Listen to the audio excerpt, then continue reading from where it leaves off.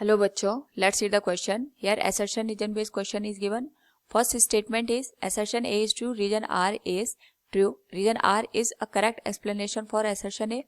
Second is assertion A is true, region R is true and region R is not a correct explanation for assertion A. Third, assertion A is true, region R is false, and fourth, assertion A is false and region R is true. Here assertion is given as inertia is the property by virtue of which the body is unable to change by itself the state of rest only, and reason is the bodies do not change their state unless acted upon by unbalanced external force. Now to answer this question, first we will discuss here the key concept, and here the key concept is inertia of a given object. एक तो हम इसका use करेंगे. Now यहाँ पे अगर हम पहले इनर्शिया को अंडरस्टैंड करें तो इनर्शिया का मतलब होता है किसी भी ऑब्जेक्ट के अपने इनिशियल स्टेट में रहने की जो यहाँ पे टेंडेंसी होती है, इसे हम यहाँ पे इनर्शिया का नाम देते हैं. So we can write here initial state tendency of a given object. तो यहाँ पे इनिशियल स्टेट ऑब्जेक्ट की रेस्ट में भी हो सकती है और मोशन में भी हो सकती है. तो इसी इनिशियल स्टेट में रहने की जो टेंडेंसी होती है it is known as inertia, और इनर्शिया को हम मेजर करते हैं by the virtue of the mass. Mass जितना ज्यादा होता है ऑब्जेक्ट का इनर्शिया उतना ज्यादा कंसिडर किया जाता है. दूसरा, we will discuss here the unbalanced force. Unbalanced force का मतलब ये होता है कि किसी भी सिस्टम पे अगर हमारे पास नंबर ऑफ फोर्सेस काम करते हैं, यानी एक से ज्यादा फोर्स काम कर रहे हैं, तो उन सारे फोर्सेस का जो सम होता है that is not equal to zero. ऐसे फोर्सेस का जो सम होता है that is not equal to zero, और इन्हें हम यहाँ पे अनबैलेंस फोर्स का नाम देते हैं. नाउ यहाँ पे जो असर्शन और रीजन का पार्ट है, अगर हम उनको यहाँ पे कैलकुलेट करें तो it is stating assertion is given as inertia is the property by virtue of which the body is unable to change by itself the state of rest only. It is incorrect one. जैसे अभी हमने यहाँ पे discuss किया था कि हमारे पास जो इनर्शिया होता है इट इज द प्रॉपर्टी और we can say virtue of an object to remain in its initial state. यहाँ पे इसी वर्च्यू की वजह से जो ऑब्जेक्ट होता है ये अपनी इनिशियल स्टेट में रहना चाहता है, और इनिशियल स्टेट रेस्ट की भी हो सकती है और मोशन की भी हो सकती है. इनर्शिया का मतलब ये हो गया कि सपोज कोई ऑब्जेक्ट यहाँ पे हमने रेस्ट की कंडीशन में रखा है तो ये इसी कंडीशन में रहेगा जब तक हम इस पे कोई भी एक्सटर्नल फोर्स काम ना करवाएं.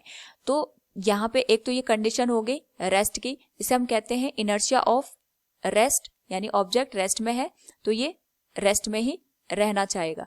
दूसरा, सपोज कोई ऑब्जेक्ट है जो एक पर्टिकुलर वेलोसिटी के साथ यहाँ पे मूव कर रहा है, तो यहाँ पे जो ऑब्जेक्ट है इसको मोशन में रहने की ही जो टेंडेंसी है, या ये अपने आप को यहाँ पे मोशन में ही रखना चाहता है अनटिल और अनलेस, जब तक हम इस पे कोई भी एक्सटर्नल फोर्स काम ना करवाए. इसे हम यहाँ पे कहते हैं inertia of motion.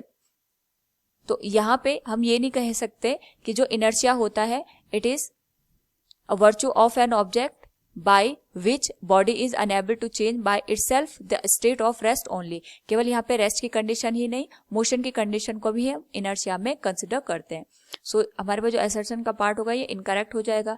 And reason is the bodies do not change their state unless acted upon by an unbalance external force. यानी कोई भी ऑब्जेक्ट है ये अपनी स्टेट को तब तक चेंज नहीं करता है जब तक कि हम कोई भी अनबैलेंस फोर्स इस पे काम ना करवाएं. कि सपोज हमारे पास यहाँ पे कोई ऑब्जेक्ट है ये रेस्ट की कंडीशन में, और यहाँ पे हम दो फोर्सेस लगाते हैं. एक 10 न्यूटन का फोर्स इस डायरेक्शन में काम कर रहा है और 10 न्यूटन का फोर्स इसके जस्ट अपोजिट डायरेक्शन में काम कर रहा है. तो जो नेट फोर्स आएगा यहाँ पे जीरो हो जाएगा. नेट फोर्स जीरो आने का मतलब ये हो गया कि जो हमारे पास फोर्सेस हैं those are in balanced condition.